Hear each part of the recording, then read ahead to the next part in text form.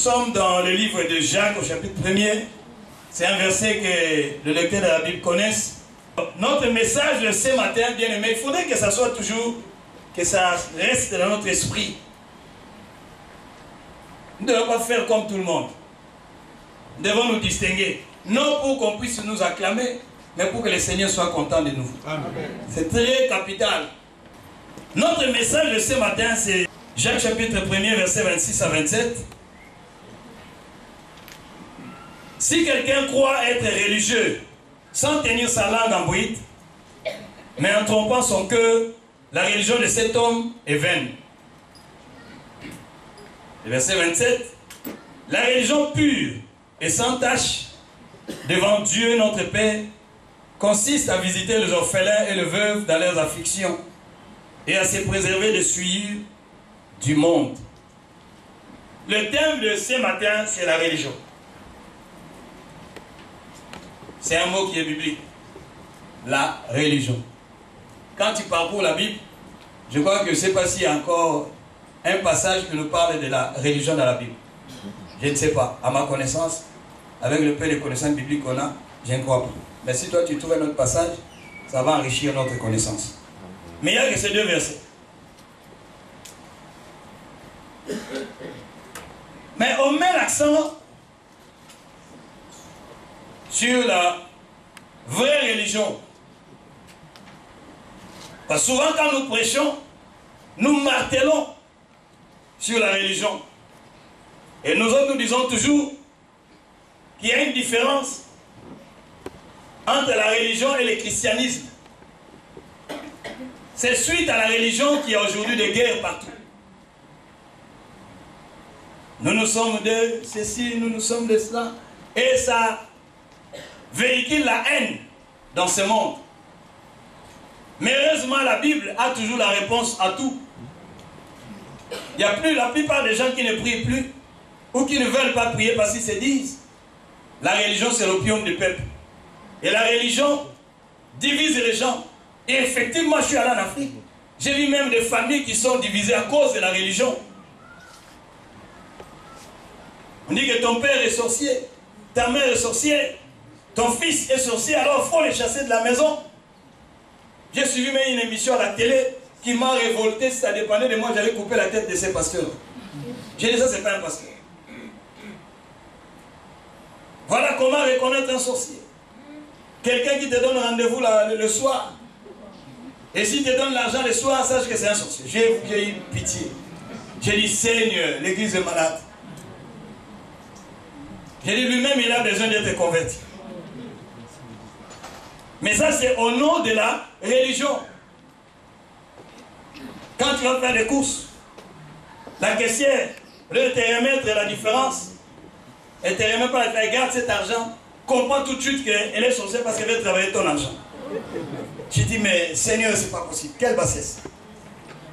Moi qui suis dans le Seigneur, comment une caissière peut travailler mon argent? Comment? Comment? On fait des 100 jours de jeûne pour combattre la sorcellerie. J'ai rigolé encore. J'ai dit, mais c'est pas possible. J'ai dit, mais c'est plus l'église. Ce n'est plus l'église. Ça, c'est vraiment de la religion. Là, dans la religion, il y a la routine, il y a les dogmes. Les gens ont développé les habitudes, comme beaucoup viennent dans nos églises les dimanches pour soulager leur conscience. Quand nous sommes dans la religion, nous ne visons pas l'intérêt de Dieu. Non. Dans la religion, nous restons dans la foule. Et nous ne sommes pas du tout des acteurs. Nous sommes des spectateurs.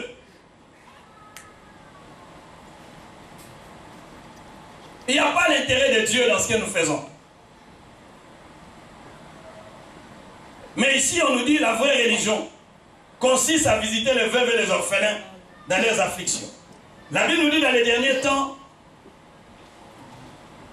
la charité d'un plus grand nombre va se refroidir. Pour ne pas parler de la foi.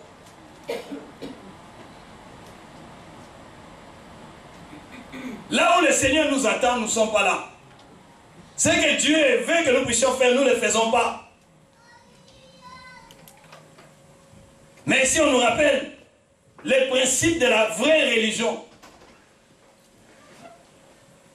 Dans un premier temps, ici, on met l'accent sur la langue. Et en second lieu, on met l'accent sur la pureté. On dit la vraie religion consiste à visiter les veuves et les orphelins dans leurs afflictions. Mais ça ne s'arrête pas là.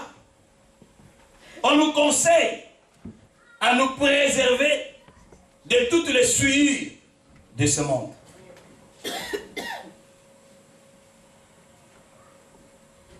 Ne restez pas religieux, mon frère.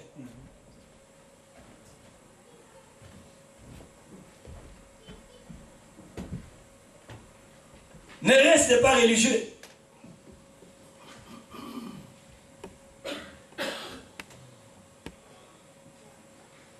Les chrétiens de Béron nous donnaient encore des versets. Que Dieu soit béni.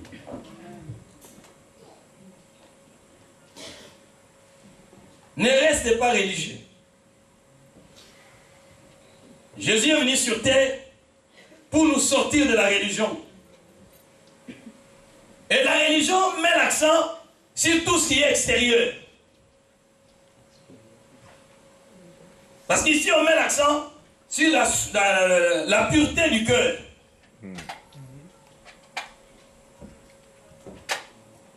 Quand Jésus est arrivé sur terre, il a trouvé beaucoup de religieux. Et vous allez remarquer que Jésus-Christ était très gentil avec le perdu, que nous appelons communément les païens, les gens qui ne connaissaient pas Dieu, les gens qui ne fréquentaient pas les milieux chrétiens, soi-disant. Jésus avait beaucoup de compassion pour eux. Le but était que ces gens-là découvrent la vérité. Le but était que ces gens-là sortent des ténèbres, du royaume des ténèbres, pour les amener au royaume de lumière.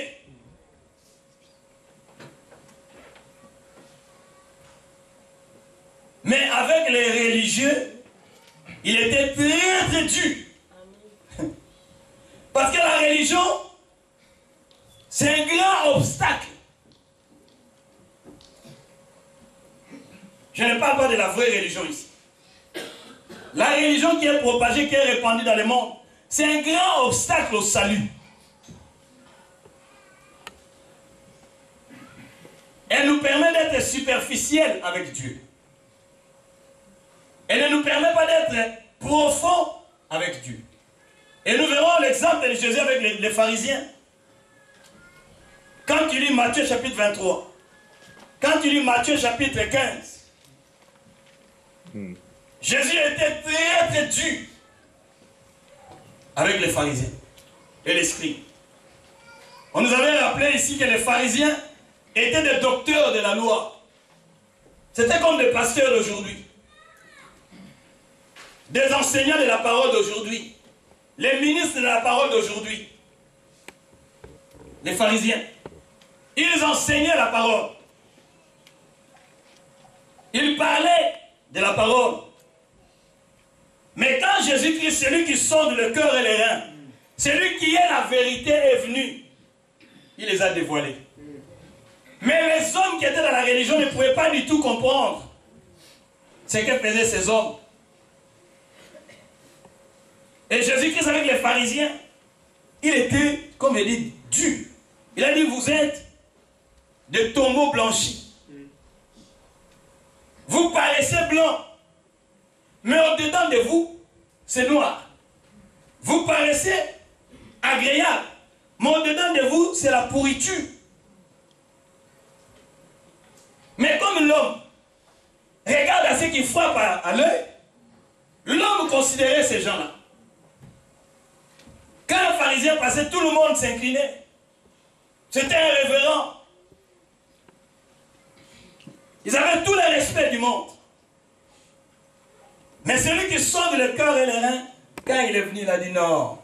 Les choses ne doivent plus continuer ainsi. Il faut que les choses changent. Le plus grand travail que Christ est venu faire sur terre, c'est amener le changement.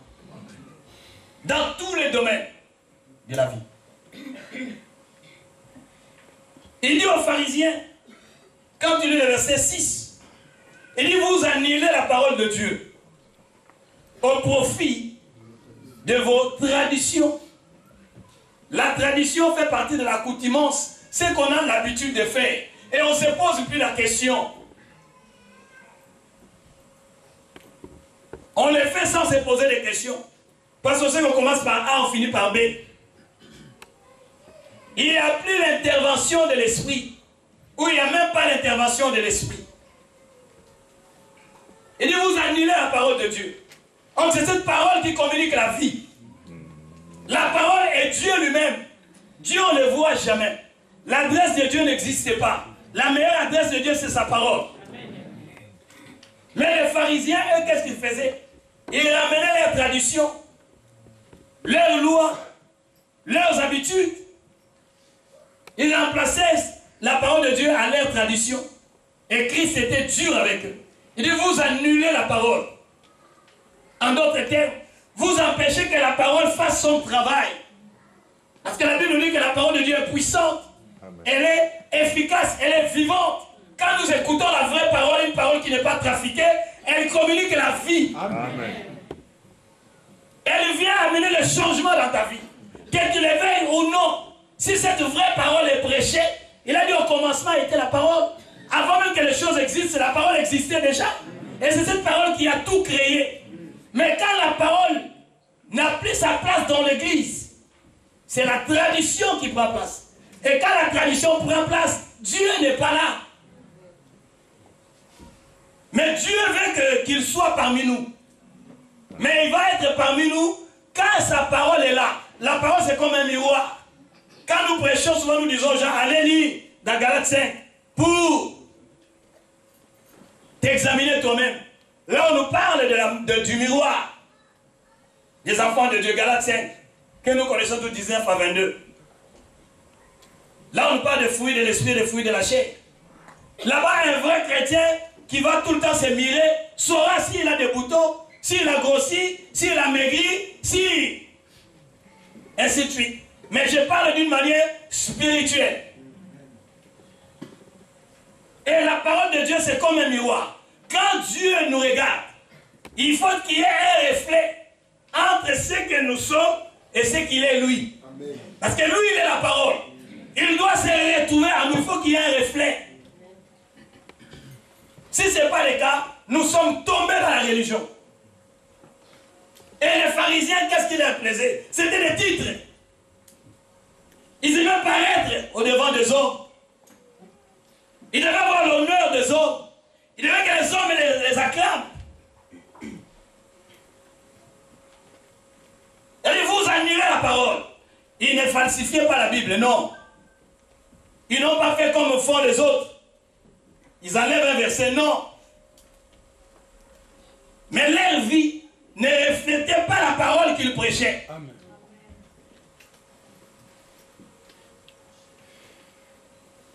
Mais il paraissait bon aux yeux des hommes. Vous annulez la parole au profit de votre tradition. Et il rajoute, il dit, Ésaïe avait prophétisé, il a commencé d'ailleurs par ça au verset 6, que ce peuple m'honore de lèvres, mais leur cœur est éloigné de moi. Dieu veut qu'il y ait une harmonie entre ce que nous disons et ce que nous sommes. Et ce que nous sommes a du mal à paraître. Ce sont les fruits qui les témoignent. Mais celui qui sonde le cœur et les reins connaît tout un chacun de nous. Bien aimé, l'heure est arrivée où ne devez pas chercher seulement à plaire aux hommes, mais nous devons chercher à plaire à Dieu. Amen. Lui qui voit là où les hommes ne voient pas, frère.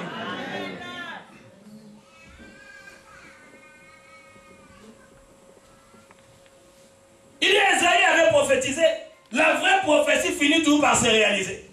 Et ce jour-là, parce que lui, il était l'accomplissement de la prophétie, quand il est venu, effectivement, il s'est rendu compte que oui, la prophétie d'Ésaïe est en train de s'accomplir dans la vie de l'Église, dans la vie des gens qui sont dans les milieux chrétiens.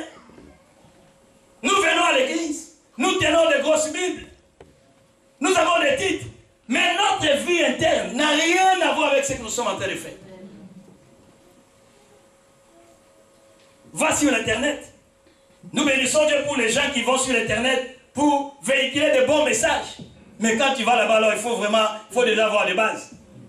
Si tu n'as pas de bases, tu te retrouves perdu. Tu vas te retrouver perdu. Raison pour laquelle il faut soutenir les gens qui ont la vraie parole. Il faut les soutenir pour qu'ils véhiculent la bonne parole. C'est très important.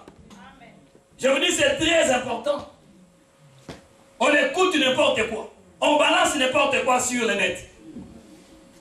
Pourquoi? Parce que la religion a pris place. La religion a pris une place importante.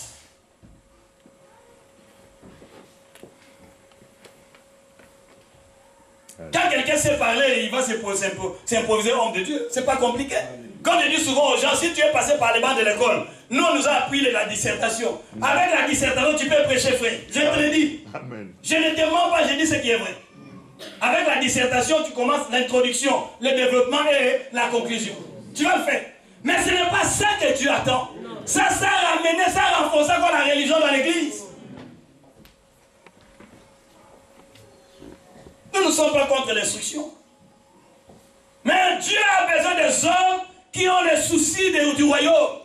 Qui cherchent à mener les hommes dans les royaumes des cieux. Il faudrait que dans nos églises, les gens qui vivent une vie mauvaise, quand ils arrivent, qu'ils écoutent une bonne parole, qui va les pousser à prendre de grandes décisions. Mais les pharisiens eux-mêmes, ils n'étaient pas du tout convertis. Aujourd'hui, nous avons dans les ministères même des inconvertis.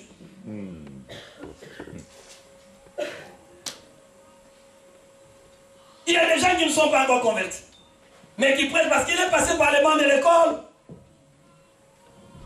Il sait parler. Il sait tenir des réunions. Comme disait un homme de Dieu, il y a des chauffeurs de salles. Oui. Et Jésus a regardé, il a dit non, c'est pas possible. Ça, c'est une maladie terrible. À combattre. Au lieu de chasser tout le temps les démons, je dis que le meilleur démon surtout à chasser, c'est l'ignorance.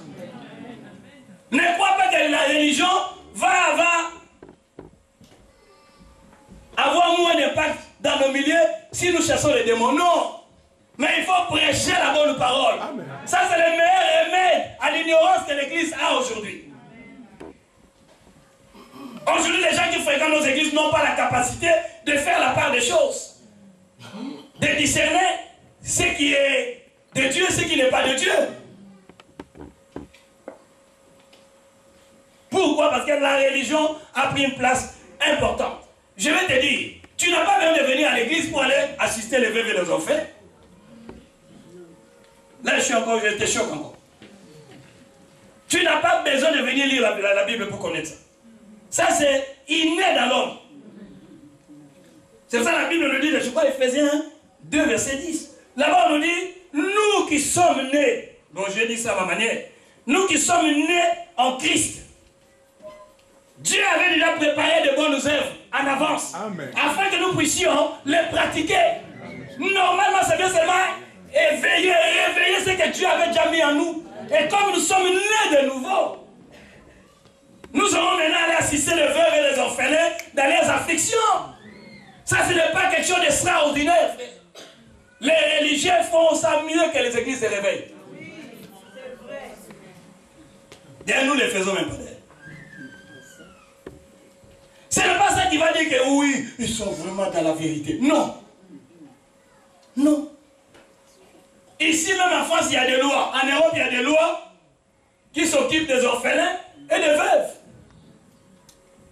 Ils ont des droits. Tu es capable de faire une organisation non gouvernementale. Tu sais que tu peux être homme de Dieu. Tu commences aussi à réunir les gens. Mais il n'y a rien de spirituel là-dedans. Laisse-moi te dire. Ça devient spirituel quand nous naissons de Dieu. Amen. Là maintenant nous donnons un caractère spirituel à ce que tout homme peut faire. Amen. C'est ça ici on nous dit la pure religion. Une religion qui se distingue des autres. En d'autres termes, il y a aussi une mauvaise religion. Jésus, dans Matthieu 15, il revient aux pharisiens. Il a dit, ce n'est pas les pharisiens ont reproché à Jésus. Ils ont dit, mais tes disciples mangent sans se laver les mains. Mais ils sont en train de s'essuyer. Ils sont impurs parce qu'ils mangent sans se laver les mains. Toi-même, qui est un prophète, comment tu peux tolérer ce genre de choses? Jésus regarde et dit, oh là là. Et puis ces gens-là, les pharisiens se lèvent, les gens les suivent. Il a compris qu'un aveugle qui conduit les aveugles, les deux finissent où? Dans les trous. Il dit, mais ce sont des aveugles. Comment un aveugle peut conduire encore les autres aveugles? Ils vont tous se retrouver dans les trous. Et c'est ce qui se passe. Il dit, mais vous croyez qu'on est impur parce qu'on ne sait pas laver les mains? L'époque, cette époque-là est déjà révolue. L'homme n'est plus purifié par l'eau. Mais l'homme est purifié par l'aplomb de la parole. Amen. L'homme n'est plus purifié par... Retiens encore. Dans la religion, vous allez voir, dans la religion, on met l'accent sur les, au pluriel, les cérémonies. Quand on parle de la religion, là, on met l'accent sur les cérémonies.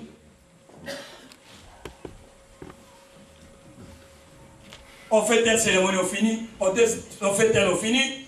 Et regardez même dans nos églises, quand on commence la parole, des fois les gens dorment. Parce que nous venons pour faire des cérémonies. Mais ça doit pas être le cas.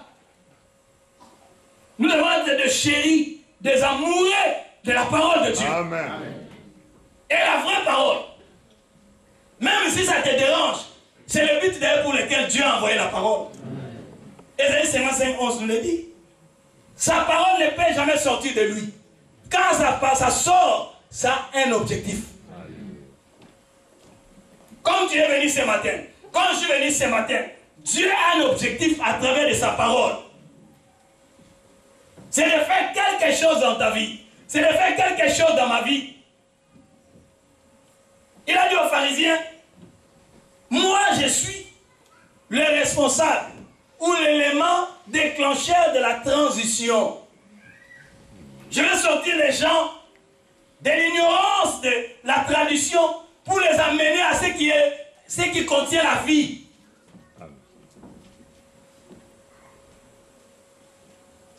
Il dit non, on n'est plus souillé par ces choses.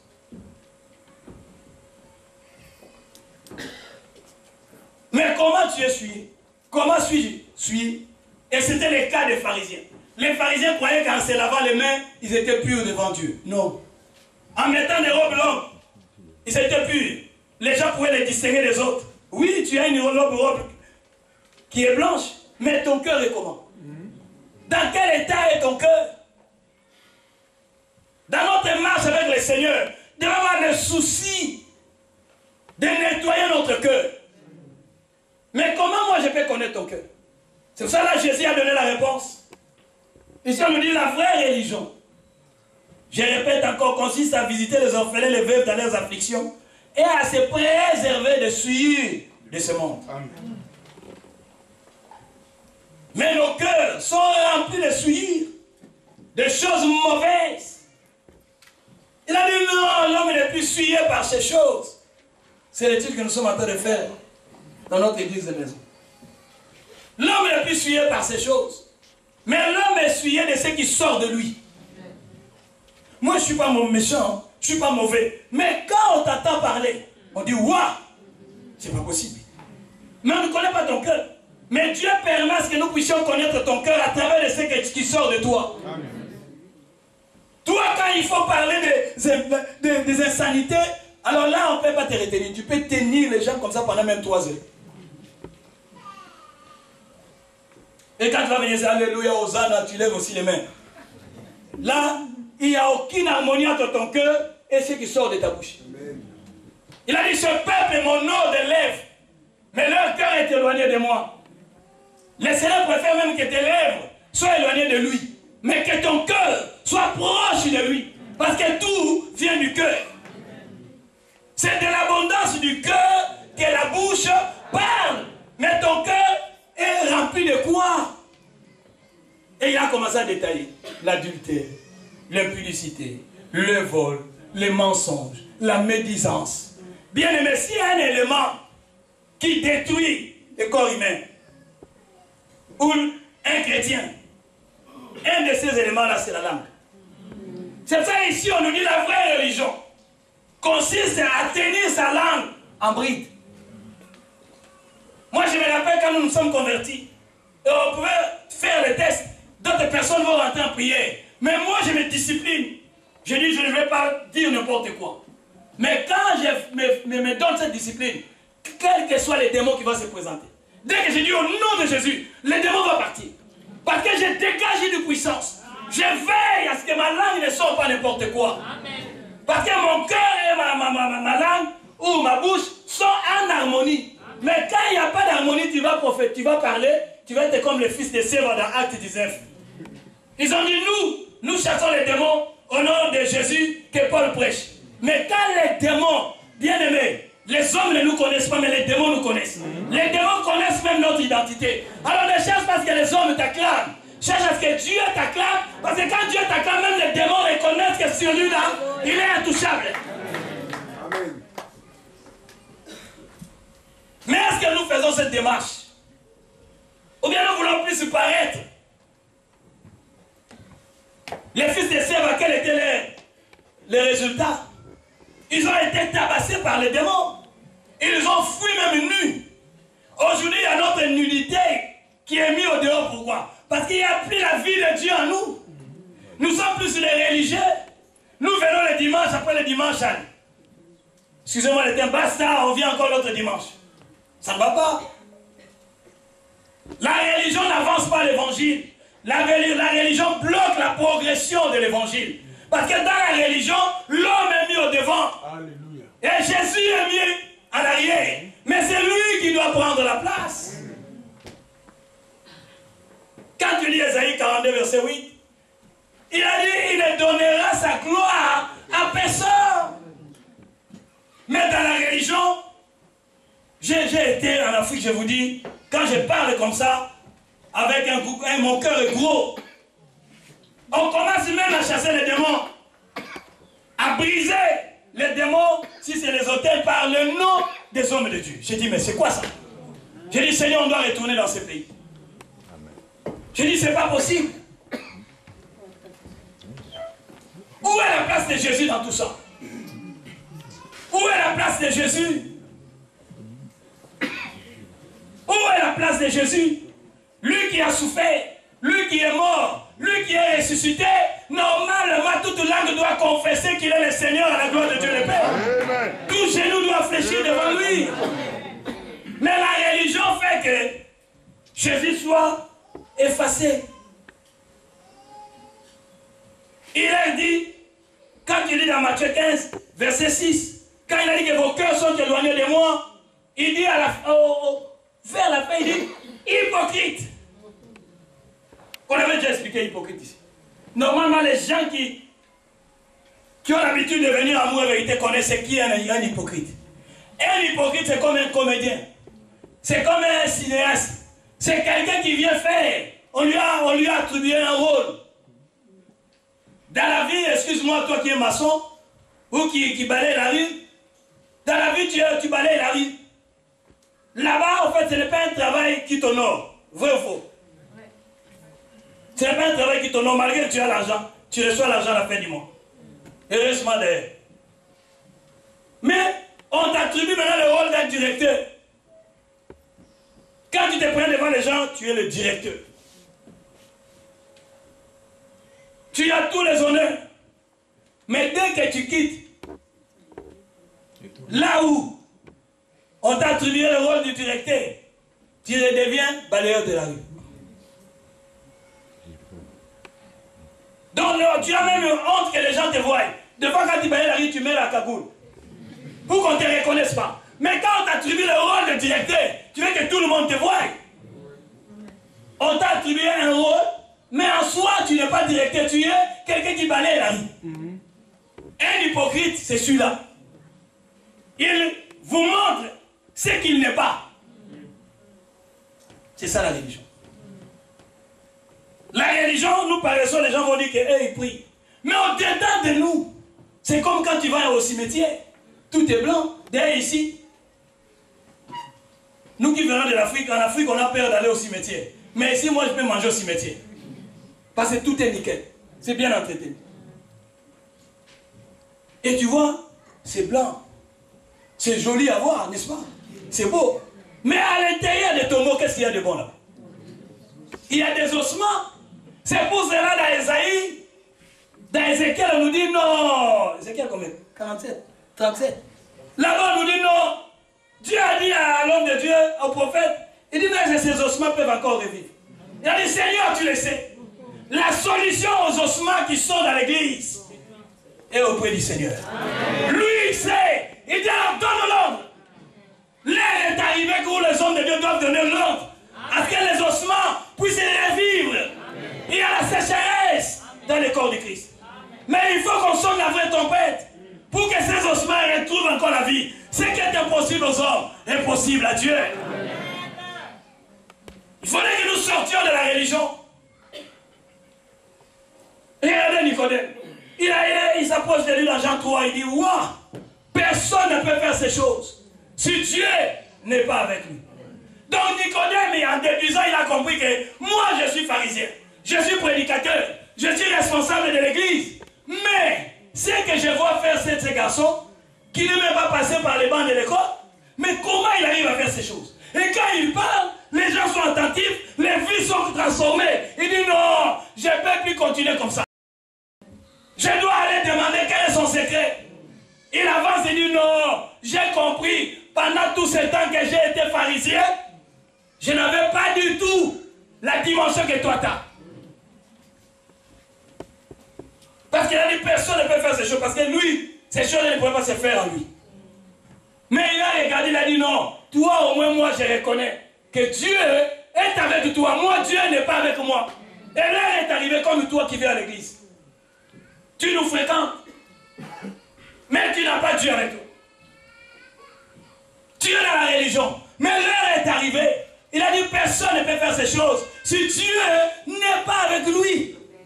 Frère, à quoi tu essaies de venir à l'église si Dieu n'est pas en toi? Quand on t'entend parler, on comprend tout de suite que tu n'as pas Dieu en toi. Mais si tu as fait 30 ans dans le milieu chrétien, ça ne veut rien dire. Les pharisiens étaient venus physiquement avant Jésus. Mais Jésus n'était pas complexé. Il n'a pas dit, bon, comme eux, ils sont là il y a longtemps, je vais juste me conformer à ce qu'eux, ils disent. Non! Il a annoncé la vraie parole.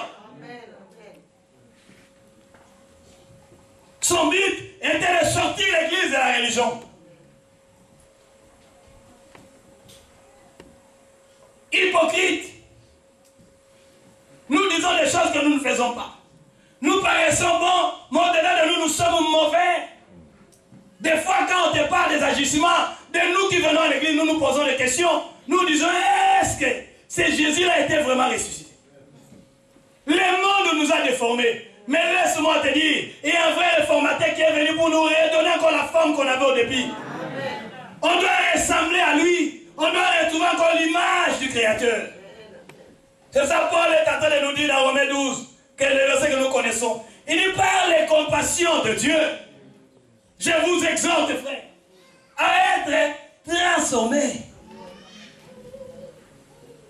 Le monde nous a déformés, mais Christ est venu pour nous transformer. Où est la nuance? Le monde nous a déformés, mais Christ est venu pour nous transformer, afin de retrouver la forme qu'on avait au début. Il faudrait que nous, qui fréquentions les églises, frères, que nous soyons différents des autres. C'est pour ça que Jacques là on nous dit, vous devez vous préserver la vraie religion. Ce n'est pas aller faire une ONG, ce n'est pas mauvais. Mais en faisant une ONG, tu dois aussi te préserver des souillures du monde, de la saleté de ce monde. Et c'est quoi la saleté de ce monde? Tu les connais? 1 Jean chapitre 2, les versets 15 à 17. Les trois éléments qui caractérisent la saleté de ce monde. L'orgueil de la vie, la convoitise des yeux et la convoitise de la chair, l'orgueil de la vie.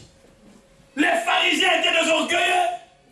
Ils voulaient que toute l'attention soit tournée vers eux.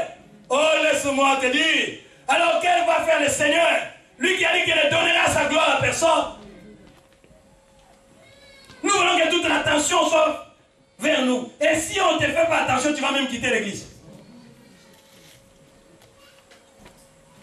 Non, nous ne sommes pas convertis pour ça, frère. Nous sommes convertis pour aller au ciel. Mais avant d'aller au ciel, nous allons profiter des retombées de ceux qui ont accepté le Seigneur pour aller au ciel. Ici-bas, nous avons des retombées, frère. Dieu peut te préserver de la maladie. Amen. Dieu peut te préserver de beaucoup de choses. Laisse-moi te dire, si je te parle ainsi, je veux que toi et Dieu, votre relation soit intacte. Qu'il n'y ait pas du tout de rupture entre toi et Dieu. Ne restez pas religieux. Ne restez pas religieux, frère. Tu as des mauvaises pensées. Le meilleur terrain de Dieu, c'est les pensées. Le meilleur terrain de Satan, ce sont aussi nos pensées. Ça, je te l'ai dit. Avant d'aller voler, tu commences d'abord à penser à ça. Tu as déjà fait ton plan. Les gens te voient ici. Tu n'as pas encore volé, mais tu es un voleur qui est à l'église. C'est pour ça que tu es venu ce matin, pour que cette parole, comme Hébreux 4:12 nous dit, normalement cette parole, il pénètre même tes pensées. Il dévoile les pensées du cœur. Quand je suis en train de prêcher, je suis en train de dévoiler les pensées qui sont dans ton cœur. Parce que je ne peux pas rentrer dans ton cœur, mais je rentre dans ton cœur ce matin. Pour te dire que tu dois arrêter ça, ce n'est pas bon. Tu vois les gens qui viennent à l'église, mais ils ne se parlent pas. Mais frère, sincèrement, tu crois que tu nous trompes, nous? Moi, je t'encourage de me tromper, mais tu ne peux pas tromper Dieu. Tu ne peux pas les tromper. Tu vis dans les mensonges. Tu vis dans l'hypocrisie. L'hypocrisie est un démon terrible qui détruit l'église du Seigneur. C'est pour cela que Jésus n'a pas fait de cadeaux aux pharisiens. Il n'a pas fait de cadeaux, frère.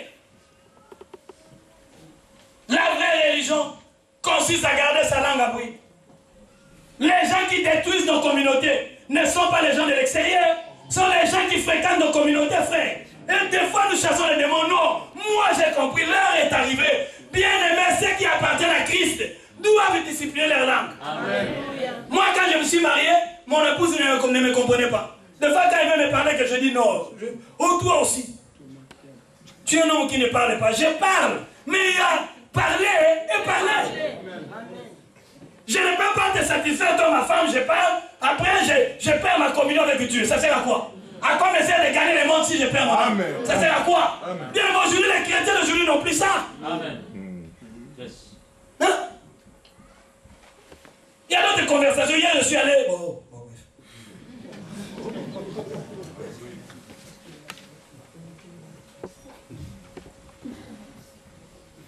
La religion a pris une place importante. C'est pas normal.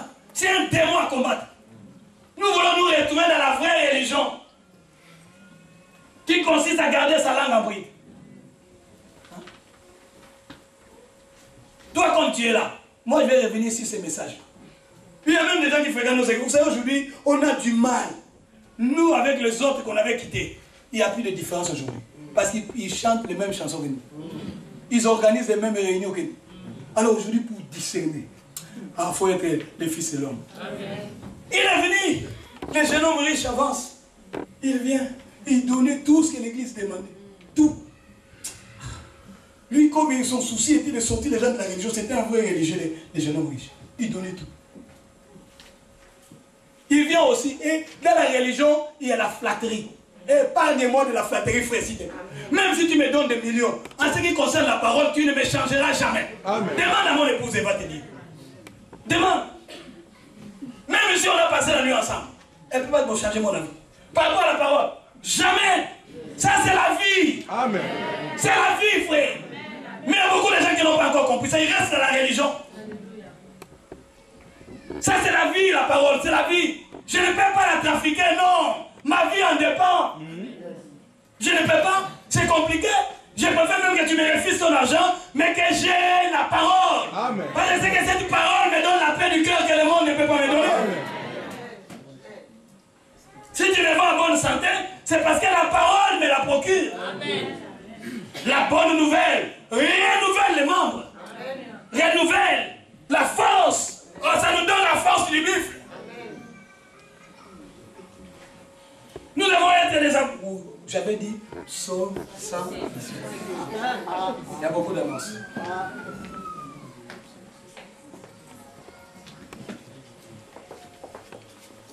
Mais les jeunes hommes riches, toi et moi, on a lui donné un poste important dans l'église. On dit, lui, il est régulier. Il donne tout ce que l'église demande. Non, il faut qu'il soit tel. Mais c'est lui qui sort des cœurs et des reins.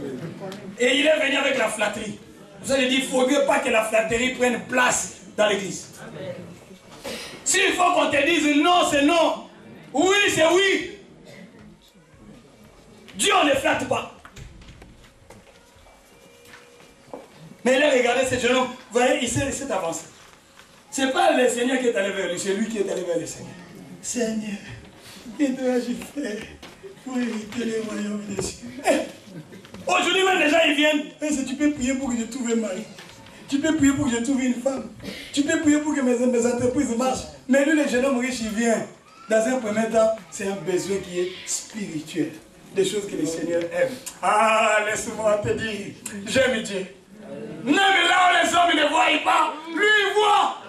Et il met les doigts là où ça fait mal.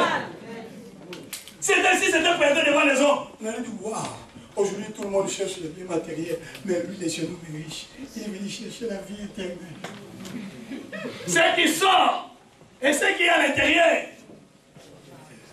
il faut qu'il y ait l'harmonie. S'il n'y a pas l'harmonie, c'est lui qui voit. Il va te dire, non, ce que tu dis là n'est pas vrai.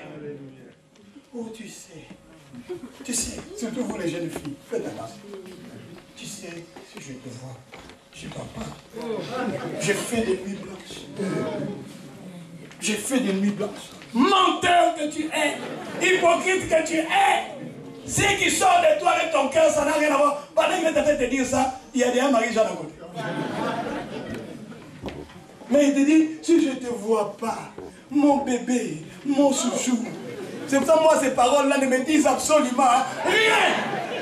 Au lieu de me dire ça, pose des actes qui prouvent que tu m'aimes. Pose des actes qui prouvent que tu aimes. Oh, lui, il ne m'avait pas dit des paroles d'amour. Et je suis triste. Moi, j'ai déjà dépassé ces salles.